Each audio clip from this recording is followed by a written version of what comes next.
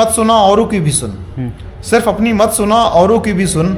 सामने वाला तुझे घुटनों पे ला सकता है, और तू जो लिए फिरता है बादशाहत में अपनी है ना, वो आ जाए अपनी पे तो अना सागर को भी कांसे में ला सकता है। की तरफ से अजमेर शरीफ में चादर पेश की गई, जिस चादर को लेकर किरण रिजिजू जी साहब अजमेर शरीफ पहुंचे और बहुत ज़्यादा उनकी सराहना हो रही है इस कदम को लेके। हमारे साथ जावेद साहब हैं, जावेद मलिक जक्कू, इनसे बात करेंगे इस मुद्दे पर और क्या कुछ कहना चाहते हैं। जावेद साहब क्या कहेंगे, अजमेर शरीफ चादर पेश की गई है भारत सरकार की तरफ से, कितना अच्छा कदम मानते हैं?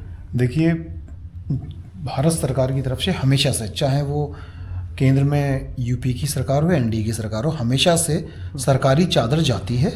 ये कोई पहली बार नहीं हुआ है, ये अकीदत का विषय है। और जो ख्वाजा गरीब नवाज हैं उन्हें हर तबका मानता है, चाहे वो हिंदू हो, मुस्लिम हो, सिख हो, ईसाई। जब आप वहाँ जाएंगे तो आपको वहाँ पर हर तबके का आदमी दिखेगा, और वहाँ किसी प्रकार का कोई भेदभाव नहीं है। पहले भी जाती रही, मुझे पता चला था, मैंने समाचार पत्रों के माध्यम से पता चला कि कुछ नफरती जो लोग हैं उन्होंने सरकार से मांग रही चादर नहीं जानी चाहिए, लेकिन ये करारा तमाचा है उनके मुंह पर, क्योंकि सरकार की अपनी जिम्मेदारियां, अपनी जवाबदेही है, और ये एक बहुत अच्छा कदम है। और इसको ताउम्र जब तक भी ये दुनिया कायम रहे तब तक ये बने रहना चाहिए। कितना अच्छा कदम मानते हैं, क्योंकि सौहार्द की बात होती है, प्रेम की बात होती है, दुआएं मांगी गई, और जो यूनियन मिनिस्टर थे उन्होंने भी कहा कि मैं दुआएं मांगने यहाँ पर आया था, प्रेम का संदेश लेके आया था। देखिए, कहते हैं कि ख्वाजा साहब के दर पे जब कोई जाता है और जो कुछ दुआ मांगता है तो कभी खाली हाथ नहीं लौटा। किंवदंतियों के अनुसार जब अकबर बादशाह के औलाद नहीं हो रही थी तो वो भी वहाँ पर दुआ मांगने गए थे साहिब औलाद होने के लिए, और उनके वसीले से अल्लाह ने उनको औलाद से नवाजा। तो सारी दुनिया के लोग, आप वहाँ जाइए, वहाँ जब बाहर मार्केट आप देखिए, वहाँ पूरी मार्केट में लगभग सिंधी समाज बैठा हुआ है। वहाँ इस प्रकार का कोई भी माहौल नहीं है, एक बहुत ही भाईचारे का माहौल रहता है। आपको हर रंग वहाँ दिखेगा, देश का हर रंग दिखेगा आपको, हर समुदाय, हर वर्ग, हर जाति का व्यक्ति दिखेगा।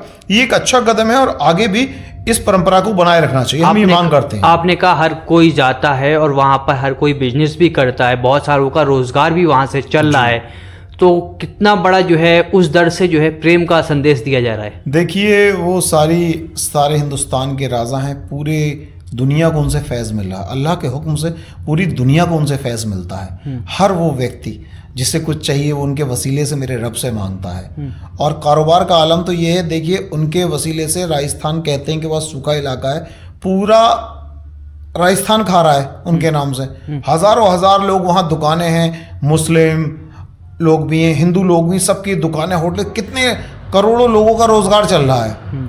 और इस पे मैं इतना कहना चाहूँगा उन नफरती लोगों के लिए कि सिर्फ अपनी मत सुना औरों की भी सुन, सिर्फ अपनी मत सुना औरों की भी सुन। सामने वाला तुझे घुटनों पे ला सकता है, और जो तू जो लिए फिरता है बादशाहत में अपनी है ना, वो आ जाए अपनी पे तो अना सागर को भी कांसे में ला सकता है। कांग्रेस पार्टी की तरफ से भी चादर पेश की गई है। बहुत सारे राज्यों में सरकारें हैं जिसमें कांग्रेस हो या बाकी दलों की सरकारें हों, भाजपा की सरकार हो, वहाँ से भी चादर भेजने की परंपरा है या भेजी गई है।